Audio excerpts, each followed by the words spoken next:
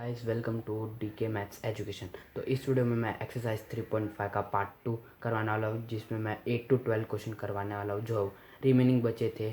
अगर आपने पार्ट 1 नहीं देखा हो तो प्लीज़ उसे जल्दी से जाके देख लो। तो बढ़ते 8 क्वेश्चन की तरफ। तो 8th question says that the sum of two consecutive odd number is divisible by 4, verify the statement.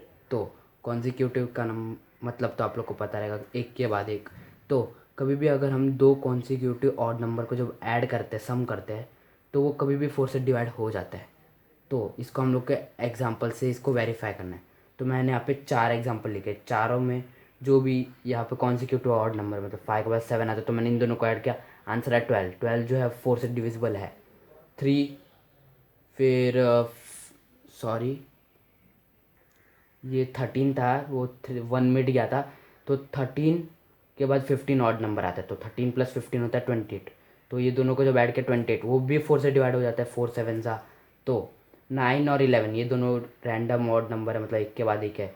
तो 20 इनका सम आता है, तो ये भी डिविजिबल है। इधर मैंने 4 तक मैंने 4 एग्जाम्पल लिखे, चारों में मैंने कॉन्जिक्यूटिव ऑड नंबर्स को ऐड कर, सब में जो भी नंबर मेरा आंसर आया वो सब 4 से डिवाइड हो रहा है। तो ये सारे एग्जाम्पल से मेरे को क्लियर हो जाता है कि कभी भी, और हमारा स्टेटमेंट वेरीफाई भी हो जाता है, जिससे कि कभी अगर हम दो कॉन्जिक्यूटिव ऑड नंबर को ऐड करें तो वो जो भी नंबर हम लोग को मिलेगा वो 4 से डिवाइड हो जाते हैं। तो बढ़ते हैं 9th क्वेश्चन की तरफ। तो 9th क्वेश्चन है कि in which of the following expression prime factorisation has been done. तो इस क्वेश्चन का मतलब है कि यहाँ पे मैंने जो 4 ऑप्शन लिखा है, इसमें से कौन कौन से ऑप्शन में प्राइम फैक्टराइजेशन एकदम क्लियरली किया गया है। तो उस प्राइम फैक्टराइजेशन जो होता है वो छोटे छोटे नंबर से ही होता है। तो हम लोग डायरेक्टली एक बड़ा नंबर नहीं लिख सकते। तो हम लोग धीरे धीरे देखेंगे यहाँ पे कोई बड़ा नंबर आ गया है कि नहीं। तो 24 को इन लोग ने 2 × 3 × 4 लिखा है।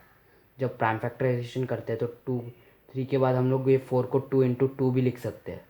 तो मतलब ये क्लियर तो नहीं किया, तो इसको मैंने लिख दिया हैज़ नॉट बीन डन। तो यहाँ पे जहाँ पे अगर अभी भी मतलब अगले क्वेश्चन में देखते हैं, जैसे इधर 1 × 7 × 2 इधर देखो एकदम क्लियरली किया गया है, क्योंकि 1 के बाद इन लोग ने डायरेक्ट 7 से चलता है, क्योंकि ये क्योंकि 7 इन लोग ने डायरेक्टली यूज़ किया, उसके बाद 2 एक ना एक बार इन लोग को 7 यूज़ करना ही पड़ता था, इसलिए इन लोग ने करेक्ट किया है। पर इन लोग ने ऑर्डर गलत लिखा है, पर इन लोग ने सही किया, क्योंकि 2 पहले आता है पर इन लोग ने बाद में लिखा है, वो भी सही है। तो इसमें इन लोग ने सही किया है, इसमें हैज़ बीन डन।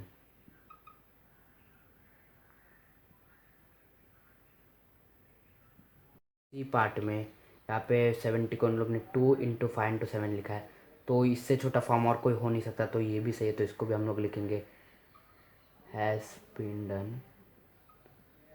ये डॉट डॉट का मतलब प्राइम फैक्टराइजेशन, ये prime factorisation has been done.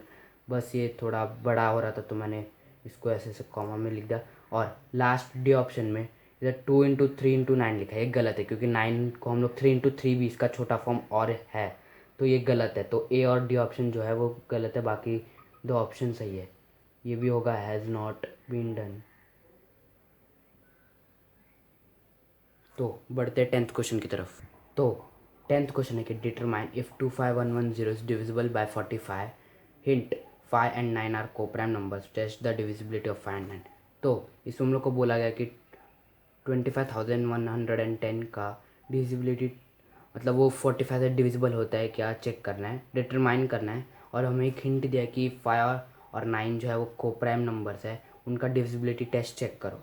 तो उन लोग ने 5 और 9 को डिविजिबिलिटी टेस्ट चेक करने के क्यों बोला, क्योंकि हम लोग 45 की जगह पे अगर 9 और 5 को इंटू कर दे तो ये भी सेम है, क्योंकि इसका आंसर आएगा 45 एज इट इज़ है। और इसको जब हम सॉल्व करेंगे तो ये भी 45 है।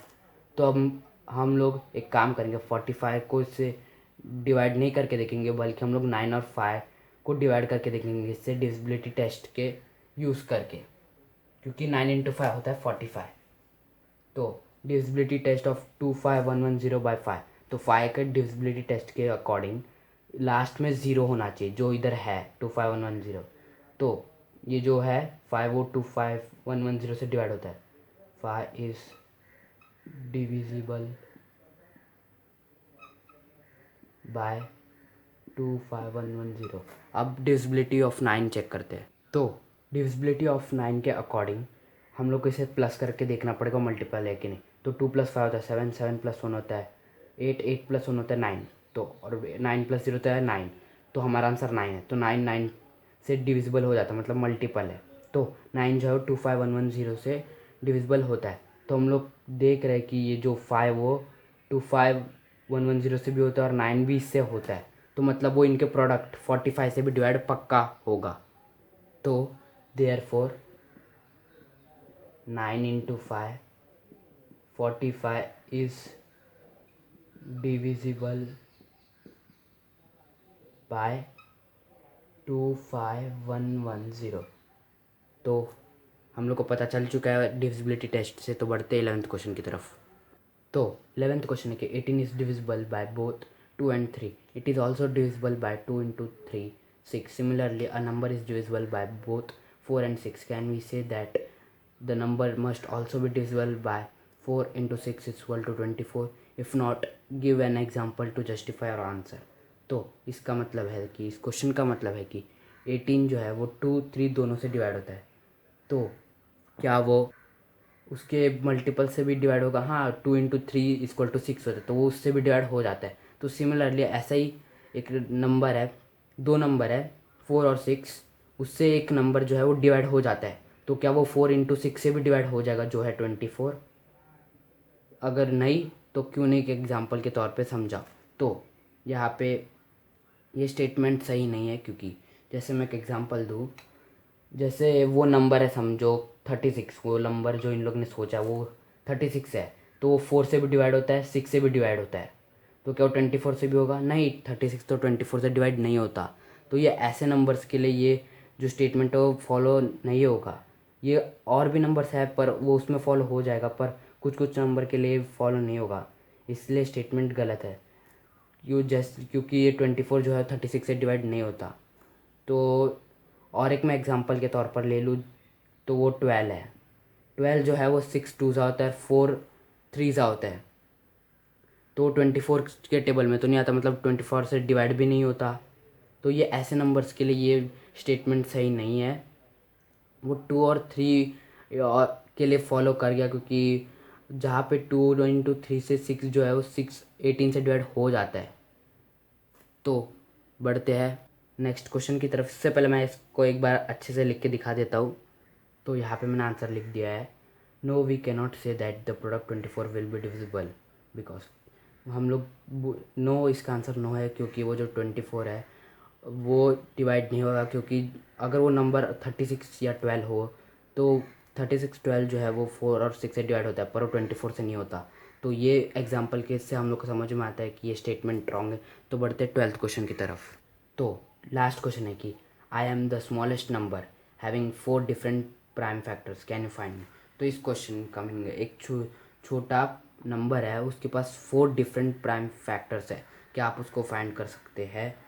तो हम लोग पहले 4 छोटे प्राइम नंबर्स लिख लेते हैं।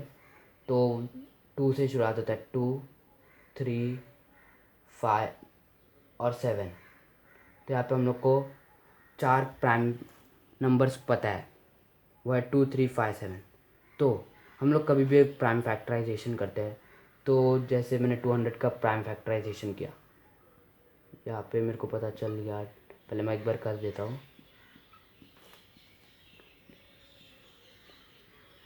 5 5। तो यहाँ पे मेरे को ये सारे नंबर्स मिल गए, तो मैं इसको ऐसे लिख देता हूँ, इसके प्राइम फैक्टर्स में लिख देता हूँ। तो मैं इन सबको फिर से इंटू करूँगा तो मेरे को ये नंबर फिर से मिल जाएगा 200।